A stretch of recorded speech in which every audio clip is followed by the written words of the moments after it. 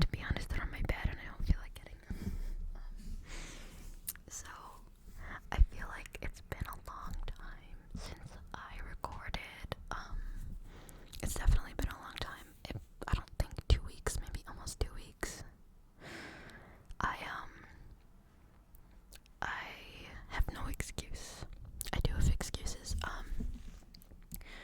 like to record usually there's specific times, usually when my roommate's gone, and then on the weekends. But I've been home over the weekend. I went home for Halloween weekend, and then when my roommate has been here, I've been doing work and stuff.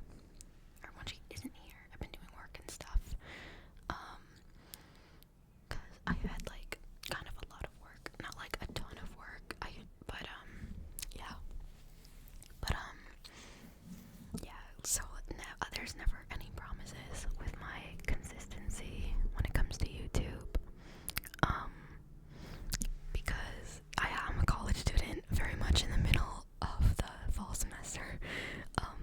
ASMR is totally just a hobby. I will never be the kind of person to promise, videos Wednesdays and Saturdays. Anyway, I cut my bangs and I look kind of chopped. Well, I think that they're kind of cute. I feel like Insta Reels would bully me, but I think that they're kind of cute. They're short, but not. I don't know. I don't think they're Lord Farquaad short. I'm just gonna move the mic a little bit. I hope this sounds good. I usually don't record ASMR without headphones. Anyway, I like it because I like not having bangs because they were going into my eyes before. Oh my god, I've been looking at the viewfinder the entire time. Oops, it's been a minute. I like my bangs being short because you can see my eyebrows, except I barely have any eyebrows, which I used to actually here. Yeah, I'll tell you guys the story time about my eyebrows. So let me do a little mic brushing while I'm at it. So I used to, in middle school, I had really thick eyebrows. My hair is really thick, and my eyebrows were also really thick. And at the age where I became conscious of everyone around me, I realized damn, my eyebrows are thick. So then I started it was really bad. I had no idea how to do it. I took a razor, not an eyebrow razor or even a face razor. I just took a razor that you use on your legs, and I would very lightly brush over my eyebrows. And yeah, made them a lot lighter because I was shaving half of the hairs off. I ended up getting pretty good at it, and at some point, once I did it, you wouldn't be able to tell. It just looked like I had not normal thickness eyebrows, but a lot thinner than what I usually had, but not as thin as they are now, which you can't really tell because I'm doing no lighting. So that was all good, except also in middle school, one thing I did was cut my hair short. This is relevant to the story. So in middle school, I cut my hair short. Before middle school, elementary school and then to 6th grade, before middle school, in 6th grade, I had this thing where when I was nervous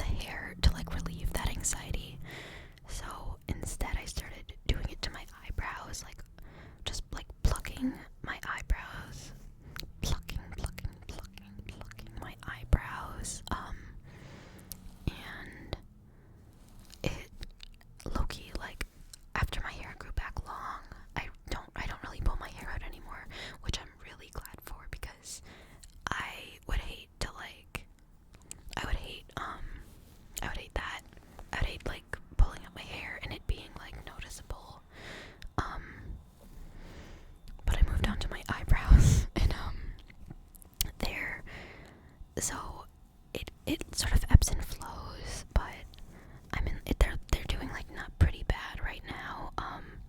Can you see how it goes from sort of thick to thin? That's because like here it's like mostly gone. I know it's hard to tell in this lighting.